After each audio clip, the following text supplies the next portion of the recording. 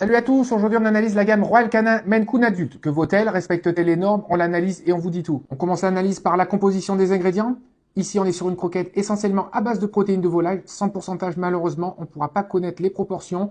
Aucun élément controversé dans la composition, la présence de céréales, pour moi c'est pas un problème, et des apports en huile qui seront très intéressants par rapport à leur apport en acides gras. Au point noir, la composition incomplète. Une composition incomplète en nutrition est un manque de transparence et de loyauté envers ses consommateurs. Là, il nous manque le taux de phosphore et l'énergie métabolisable. Malgré tout, en les appelant, j'ai réussi à les avoir, mais cela reste un manque de transparence, de loyauté et de respect envers ses consommateurs que de ne pas mettre une composition complète. Au niveau de la qualité des protéines, le RPP, en faisant notre rapport protéines sur phosphore, on obtient 36, sachant qu'on ciblera toujours un minimum de 35. Là, on est au-dessus, c'est validé. Mais ils vous mettent le strict minimum. J'aime bien tourner aux alentours des 45 voire 50 qui montreront une grande qualité des protéines. La quantité des protéines, le RPC, le rapport protido-calorique est de 77 grammes par mégacalorie. On est au-dessus de notre optimum minimal de 70, c'est validé. Mais là encore, ils vous mettent le strict minimum de quantité de protéines. J'aime bien tourner à 100 voire 110.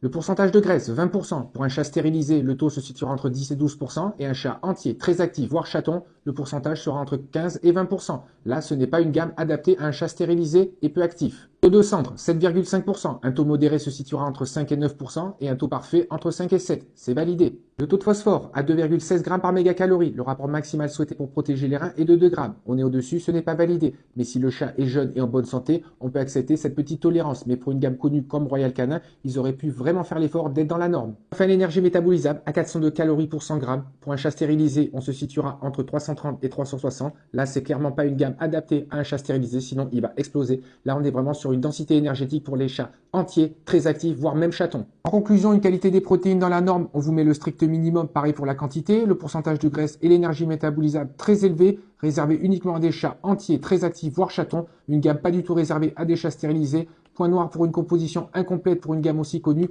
Personnellement, je ne l'utilise pas.